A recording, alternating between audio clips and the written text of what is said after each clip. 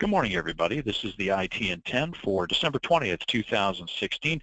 And if you've been with us for the first couple of sessions, the topic of today's session shouldn't be a big surprise. We've talked about entry points into IT careers and the certifications that support that.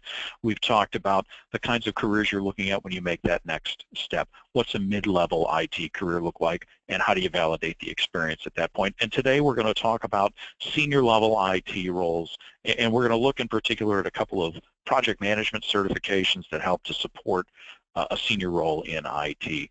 You've been working in the industry for about 10 years. You probably hold one or more mid-level technical certifications, perhaps an MCSE or one of the flavors of the Cisco certifications. You've led teams. You've worked your way up from a level 1 help desk to a mid-range manager, and you want to take that next step. What does that look like in this case? Hey, you want to be a director. You want to lead the team of the teams. You want to be an administrator, or perhaps in a small to mid-sized enterprise, a C-level role, a chief information officer or a chief technology officer. Consulting is an avenue too, with that when you get to this level of experience, you might want to take a serious look at. These are jobs that are going to be paying on the order of 6 figures, but they're going to be hourly jobs, and you will move from project to project. There are several consulting and contracting houses here in the Chicagoland area that specialize in this kind of work. It's important to remember that when you get to this level, experience is critical. That if you don't have the experience, you're not going to be successful in obtaining one of these roles. And I'll say something here that I'm sure we all know instinctively as career counselors. These credentials validate existing experience. They do not create the experience. And we'll talk about that in the context of a pair of certifications. First and foremost, the Project Management Professional Certification from the PMI. Project Management Institute, founded in 1969.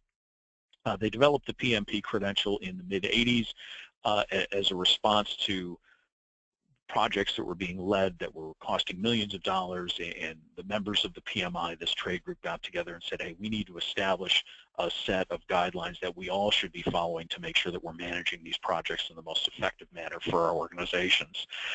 The PMP is, when it comes to project management, probably the gold standard when we talk about project management like credentials. Plenty of competitors in the marketplace, CompTIA and others certainly offer project-like certifications, but the PMI is the one that many look to as being the one that you need to obtain. The Scrum Alliance, founded in 2002, the software development is where their roots are. They created what was called the Certified Scrum Master. It was an offshoot of the Agile methodology, just another way to manage a project. The methodology itself came in the late 80s, early 90s. The Scrum Alliance is one of several organizations that offers a certified Scrum Master type certification related to this methodology. There are some significant differences between these two credentials as well. The PMP is a predictive methodology. It's often called waterfall, and by waterfall we mean that as you fall over the cliff of a waterfall, one thing must follow another, and that there's no going back as you fall over the falls. It's a very traditional way of looking at projects. It's very linear. It's very plan-driven. That one criticism of the Project Management Institute's PMP credential and this style of managing projects, that if you run into an unforeseen circumstance halfway through the plan, it's very difficult to adapt to that change. We are driven by the plan. We must follow the plan because this is the plan we came up with when we first sat down. The CSM or Scrum or Agile Scrum, these are more adaptive methodologies. And with their roots in software development, that makes sense. Here you will look at it from a software development perspective and say, we're going to develop this piece of software that has these 15 different features. And instead of laying out the plan to develop all 15 features from the get-go as you would in a PMP style leadership, you say, hey, we're going to take a look at 3 of these features. We're going to work on these 3 for the next 2 weeks in what's typically called a sprint, and when those are done, we're going to release them. And then we're going to grab the next 3 things, and we're going to work on those in a sprint, and we're going to release those as well. Incremental. It's not tied to a specific plan. And a criticism on this side is that because it's not tied to a plan, it's almost, you've gone too far the other way. It's not it's too adaptive, and you can wind up spending more money on a project than you would in a more traditional leadership because you haven't stopped and taken a look at some of these circumstances to begin with. One of the strengths of the PMP certification is that it does call for a certain amount of experience prior to being eligible to sit for the exam. You'll need a 4-year degree with 4,500 hours of experience and 36 months in the marketplace, along with a class that's at least 35 hours, or a secondary degree. So secondary degree could be a high school diploma, it could be a 2-year credential from a junior college. The experience level is a little bit higher. I would point out as a career counselor, if somebody's coming to you and saying, hey, I want to get this certification, I'm going to take this class, your candidates need to be able to demonstrate this verifiably to the PMI and frankly to you as well. If you go to PMI.org, you don't need to become a member, you don't need to pay a membership fee, you can go on and complete the application, and your candidates should be able to demonstrate this to you and show the experience to you as a first step toward obtaining the certification. The PMI doesn't audit all of these, but you need to be able to say, hey, I spent 1,000 hours doing this part of a project, and this is what the project was, and this is who I reported to, and this is their phone number, because the PMI doesn't audit all of these applications, but they do audit some of them, and you want to make sure that you're setting your candidates up for success as a potential PMP. Plenty of online spreadsheets. If you Google PMP application spreadsheet, something that a potential WIOA candidate can show to you and say, yeah, I do have the experience necessary to obtain this credential. The exam is nothing to sneeze at either. It's 200 questions over 4 hours. The passing score is adaptive. It's based on the individual candidate. It's based on where the marketplace is. So it's statistically modeled as opposed to just saying, hey, you need to obtain an 80% on this in order to pass. In order to maintain your credential, you maintain your membership to the PMI, and you receive 60 professional development units, 60 hours of class every 3 years, and you'll maintain the PMP credential. It's also important to note that we're on the 5th edition of the PMP right now. The Project Management Institute is working on the 6th edition. That'll come out late next year.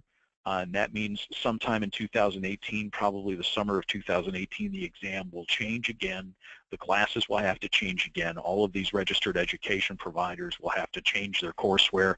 I know one big piece that's going to be coming out in the 6th edition is actually the discussion about Scrum and Agile and these other project management methodologies that have their roots in software development. So there's the PMP, and with all of its bells and whistles and all of its requirements. The Scrum, the CSM from the Scrum Alliance, the bar's a lot lower. No experience necessary. You take 2 days worth of class that's given by a registered trainer, and you pass a 35-question test with a 75% or higher, or 70% or higher rather. That's 24 out of 35 questions. It's not to say, just because the bar is lower here, it's not to say that this credential or the methodology isn't valuable, but it is valuable in the context of experience. If you don't have the experience and have a CSM, an Agile Certified Scrum Master, you're still going to be behind the curve when it comes to competing for a job against a more experienced candidate. A good example of that just came in a search I did on Indeed here in preparation for this exam. When you look, if I went into Indeed and just said, show me PMP jobs in the Chicagoland area, as it turns out, about 60% of those jobs are looking for senior level people, and about 33% are looking for mid-level people. And look, that's what we've been saying all along. The PMP validates your experience, it doesn't create it. Only about 8% of those are looking for entry-level project managers, and then often in a minor role. As it turns out, going into Indeed and looking for people, jobs that require CSMs, the spread is almost exactly the same. 55% are looking for candidates who are experienced at a senior level, 35% with 5 to 10 years of experience, and then 10% are entry level. Also important to note as well, when we talk about their status in the marketplace, so quick search on Indeed, 369 jobs come up. That's where this stat came from. Only 26 jobs requiring the CSM here in the Chicagoland area. So a good credential to have, a good credential perhaps to pair up against pair up with a PMP, but not one that just because it's easier is going to establish your credibility in the marketplace. As we said, the credential validates the existing experience, and just because the certification is easier to obtain, like the Scrum, doesn't mean it's going to be a guarantee of a job for a potential candidate. So that'll wrap up this week's edition of IT in 10. We'll see you again after the holidays on Wednesday, January 4th. We'll take a look at a couple of other management-related certifications, the Certified Business Analysis Professional from the IIBA, and the Six Sigma certification. We're going to do a similar kind of thing, kind of compare and contrast the two.